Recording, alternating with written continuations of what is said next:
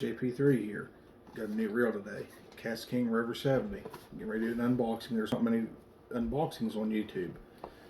Doing this video with the help of my sponsor, my wife.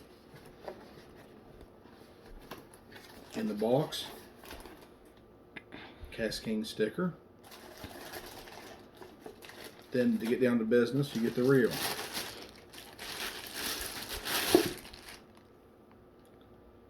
Nice and smooth. It's got a pretty loud clicker too. Seems to be a nice reel. And also in the box, you get your regular handle with it. You get a reel bag, schematic breakdown and parts list,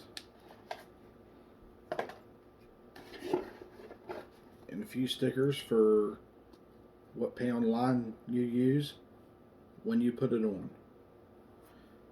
Alright guys, just wanted to let you know what all come in the box and let you know what I thought of the reel, and it seems to be a very nice reel.